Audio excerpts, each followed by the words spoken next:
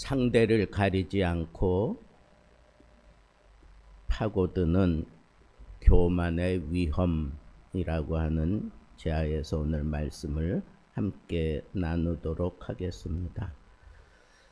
이 교만이라고 하는 게 경고도 하지 않고 그냥 불쑥 찾아 들어오는 게 이 교만의 특성인 것 같아요. 어느 날 한 사람이 조그만 성공을 이루어냈습니다. 얼마나 기뻤겠어요. 그런데 그는 잘 섬기던 사람이었기 때문에 그 겸손을 늘 유지했습니다. 하지만 시간이 지나면서 자기가 이루어낸 그 업적을 마음에 한켠에 이렇게 자랑스럽게 쌓아두고 있었습니다. 그런 모습을 사람들이 걱정하면서 조언을 해도 듣지를 않습니다. 어느 순간 이 사람은 교만이라고 하는 덫에 걸려서 그냥 무너져 버리고 말았습니다. 아무리 하나님을 인정하고 하나님을 잘 섬기고 하나님 때문에 굉장한 업적을 이루어 내던 사람도 이 교만이라고 하는 게 파고 들어가면 순식간에 그렇게 사람이 변합니다. 온 세계를 다 집어삼켰다고 생각했던 왕 느부갓네살 왕도 마찬가지입니다. 자기가 일으켜놓은 그 바벨론 그 도시 그 성벽을 바라보면서 너무 뿌듯해한 거예요. 이거 봐라, 이건 누가 했는데 이거 다 내가 한 거다. 뭐 이런 식으로 얘기하는 그 순간 그가 정신병자가 돼서 바깥으로 나가서 7년 동안 그렇게 짐승처럼 지내다가 다시 돌아오게 되는 그런 역사를 우리는 다니엘서에서 보고 있습니다. 이 왕만큼은 이러지 않았으면 좋겠는데 이렇게 정말 굉장한 업적을 이루었던 왕, 농업에도 박식했고 무기 만드는 일에도 특별한 그런 머리를 쓰고 그리고 무역의 통로를 꿰뚫어 놨고 가서 전쟁을 하면 하나님이 너무 이쁘게 보셔서 그를 도와주시는데 기이하게 도와주셨어요.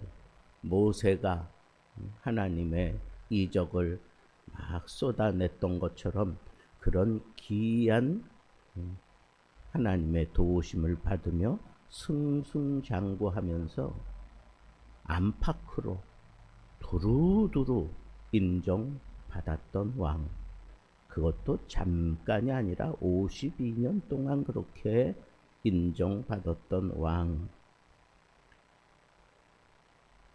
그는 제 마음속에는 이렇게 무너져서는 안 되는 왕이었습니다. 아니, 이런 사람까지 무너져 버리면 참 비교할 수 없는 우리들은 얼마나 쉽게 무너질까 하는 그런 생각을 할 수밖에 없기 때문에 그렇습니다. 그런데 교만이라고 하는 그 상대를 우리가 정확하게 파악한다면 조금 더 위험할 수 있겠구나 하는 그런 생각을 드는 거예요. 어떤 사람이 하나님께 복 받은 모습이 다른 사람에게 비해 상대도 안 될 만큼 너무너무 받은 게 많은 사람은 이 교만의 유혹에 언제나 강렬하게 노출되어 있을 수밖에 없겠구나 하는 그런 생각이 들었습니다.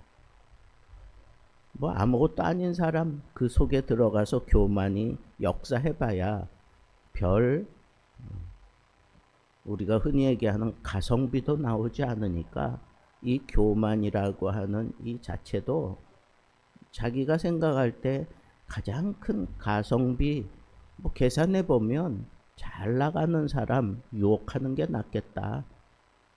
그래서 그런지 이 교만은 흔히 성공하고 잘 나가고 복 받은 사람에게 그렇게 덫을 놓고 있는 것을 우리는 너무너무 잘 알고 있습니다. 우시아도 그렇지 않습니까? 너무너무 하나님을 잘 섬기고 의지했던 왕이었습니다.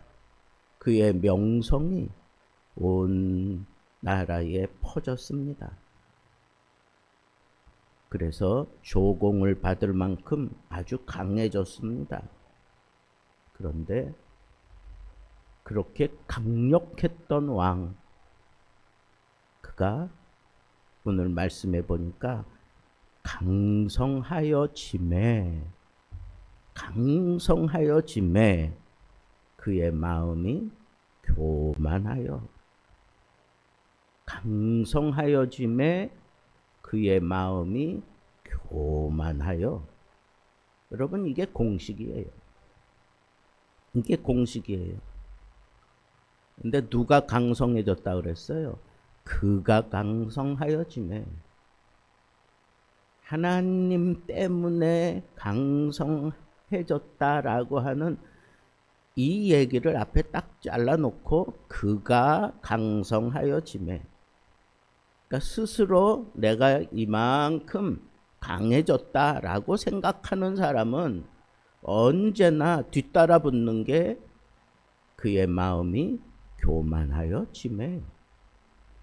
이게 공식이에요. 이 공식을 깰 수가 없다고. 하나님이 주신 성공이 자기께 되면 교만하여짐에. 이게 그냥 따라붙는 공식이에요. 그래서 그 교만하여짐에, 그러니까 교만해지고 난 다음부터 추행을 벌이기 시작해요. 자신이 모든 것을 할 수 있다. 나만이 할 수 있다. 나는 이런 거 해도 돼. 이런 생각에 사로잡히는 거예요. 그는 왕이잖아요. 굉장한 업적을 이룬 왕이에요. 그런데 그 왕이 왜 제사장들만 할 수 있는 일까지도 자기는 해도 된다고 생각하고 자기가 분향을 드리려고 하는 거예요.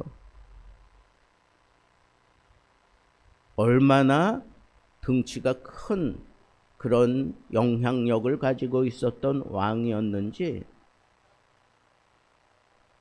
대제사장 아사랴가 80명이나 되는 제사장들을 데리고 함께 들어가서 얘기할 정도로 왕의 이 위협이 대단했죠. 그러면서 분명하게 얘기했어요. 이건 하나님이 정하신 대로 레위인들만 할 수 있는 일이니 왕이여 그걸 그만두소서라고 얘기를 해요. 근데 정말 우시야 왕이 그거 레위인들만 하는 걸 몰랐을까요? 그렇게 하나님을 순수하게 그리고 잘 섬기던 왕이 알았어요. 분명히 알았습니다. 그럼에도 불구하고 그렇게 청을 해올 때 당신은 하지 못할 일을 지금 하고 있습니다. 라고 그렇게 얘기하니까 이 우시야 왕이 순식간에 그냥 화에 확 사로잡히는 거예요. 분노가 확 일어나는 거예요. 다른 사람은 몰라도 나는 할 수 있어 라고 하는 그런 자가당착의 모순에 스스로 자기가 빠져들어 버리고 말았어요. 왜? 교만이 그렇게 만드는 거예요. 교만하여짐에 교만한 사람은 선이 없어요. 교만한 사람은 안 되는 것도 된다고 생각해요. 교만한 사람은 나는 얼마든지 할 수 있어 라고 하는 그런 생각을 가지고 있습니다. 그러니까 화를 확 내는 그 순간에 하나님께서 그 이마에 나병이 들게 했어요. 하나님의 그 심판이 이마에 나병이 들었다. 옷에 가려질 수 없는 부부지잖아요. 그냥 이마는 자기의 그 영광을 상징하는 거예요. 그런데 거기에 나병이 확 드니까 제사장들을 다 쫓아냅니다. 그리고 왕도 시급하게 그냥 쫓겨나갑니다.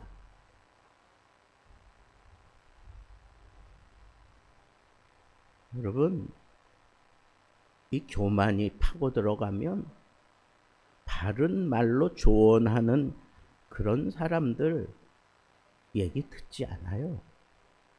듣지 않습니다. 내가 교만한 성향이 있는지 한번 자기를 점검해 볼 필요가 있어요. 누가 나의 잘못을 지적하고 나의 이 잘못에 대해서 조언을 할 때 아무리 굽신거리며 얘기하고 아무리 상냥한 얘기로 해도 그 속에 교만함이 들어가 있으면 화가 확 올라와요. 그건 그 속에서 숨쉬고 있는 이 교만이 확 그냥 올라오는 거예요. 자기 정체가 드러날 것 같으니까 그걸 포장하기 위해서라도 확.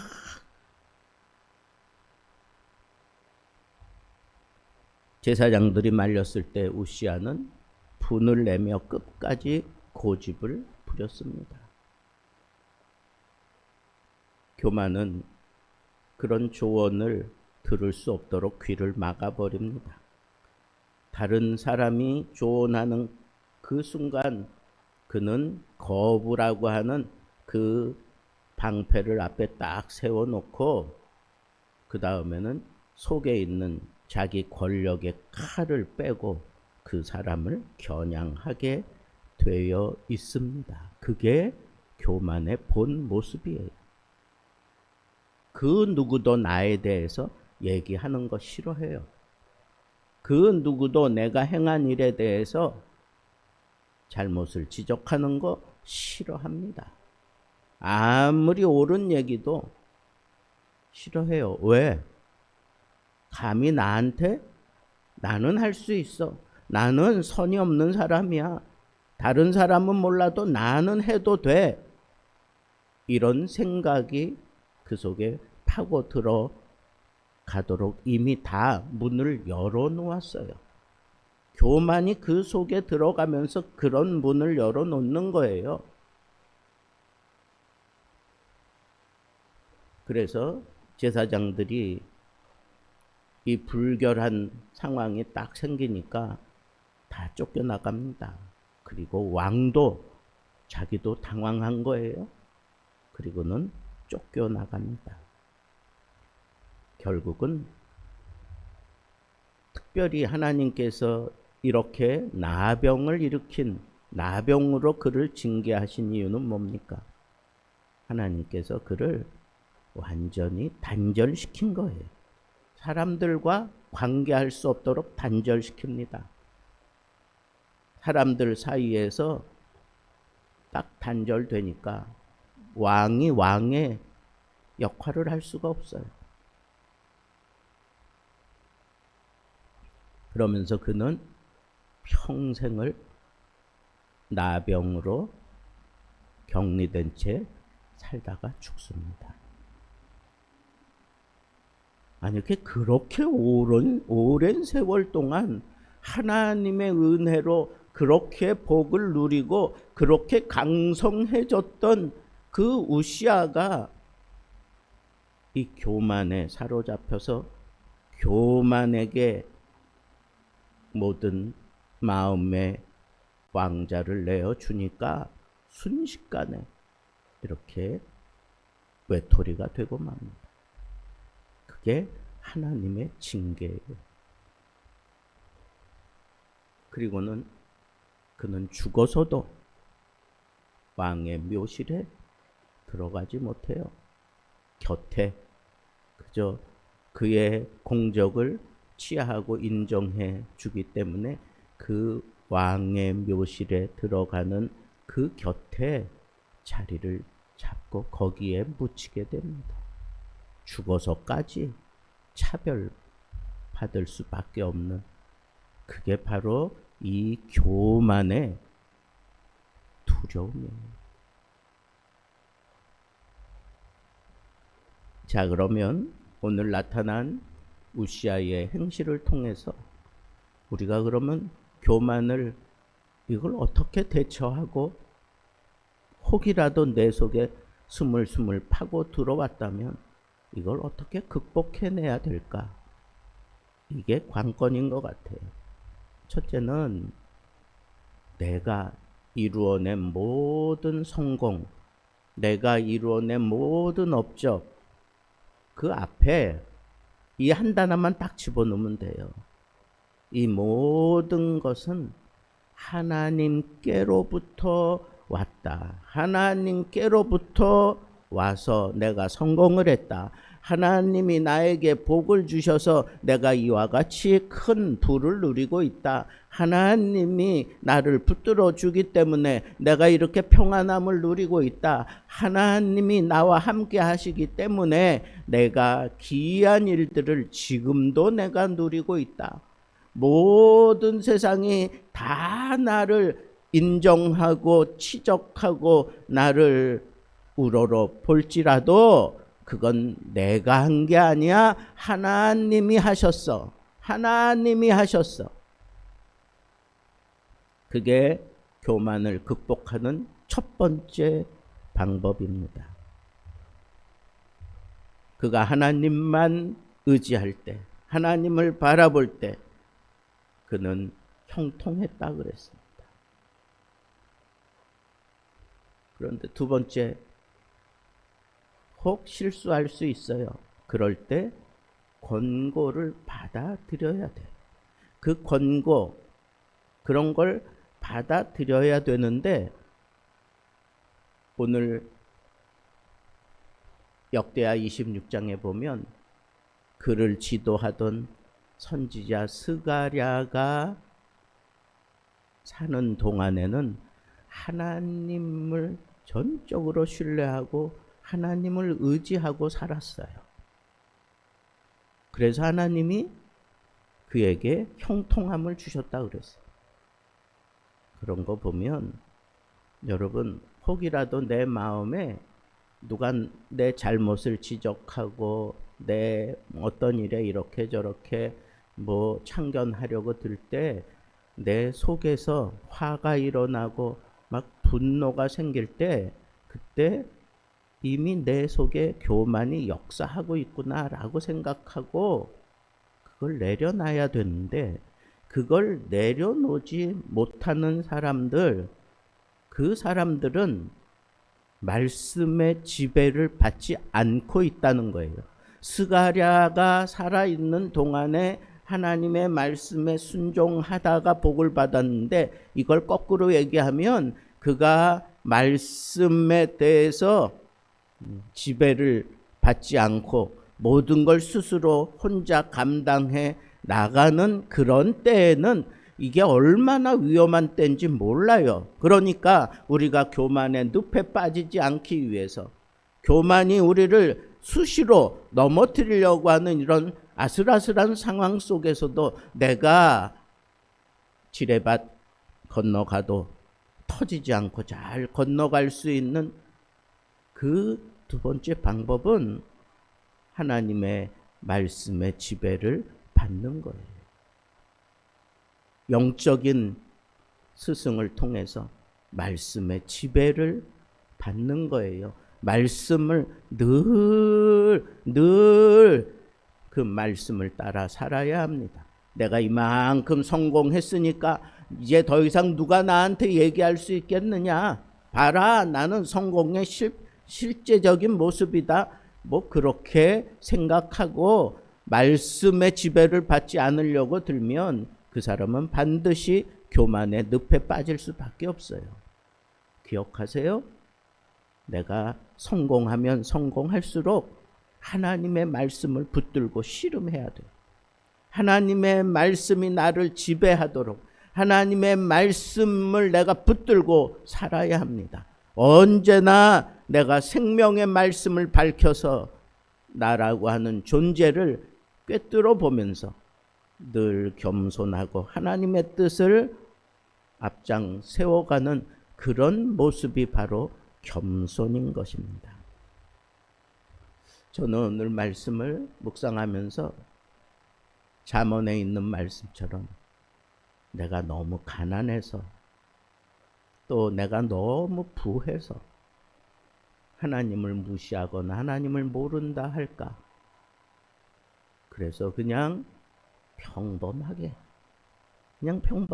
사는 게 이게 참 복된 일이구나 라고 하는 그런 생각도 해보지만 또 내게 주어진 이 상황이 내가 악과 싸워야 되고 내가 업적을 내야 되고 그러한 상황 속에 내가 있다면 하나님의 기이한 이적을 또 하나님의 도우심을 하나님을 붙들고 내가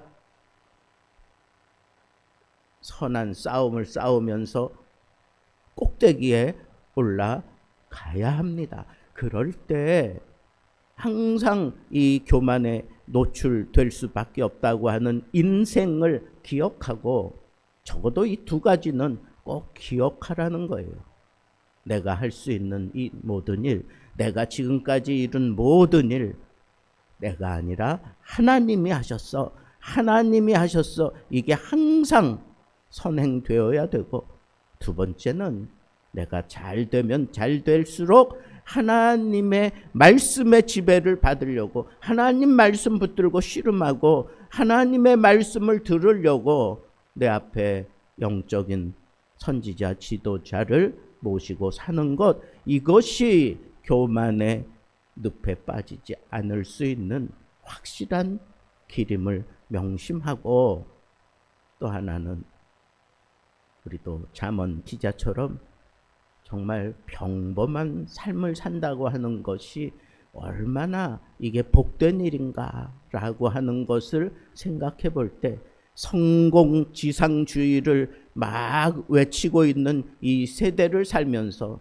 내가 평범하게 살면서 안식을 누리는 이 삶, 이게 모든 인생의 거의 대다수의 삶인데, 이 삶이 나에게 얼마나 기쁨이며 나에게 얼마나 아름다운 일인가 하는 생각을 하고, 어떤 욕종에 사로잡히지 않을 때 내가 이 교만의 늪에 빠지지 않는다 하는 이 생각을 하면서, 오늘도 나는 하나님 때문에 승리하고 하나님 때문에 평안하고 말씀 붙들고 그 말씀을 실천하다 보니 내가 이와 같은 복을 누렸다고, 쓸데없는 욕종에 사로잡히지 않고 내게 주신 이 삶을 내가 하나님 앞에서 멋지게 풀어갈 줄 아는 겸손한 사람, 하나님의 사람들 되기를 우리 주님의 이름으로 축복합니다.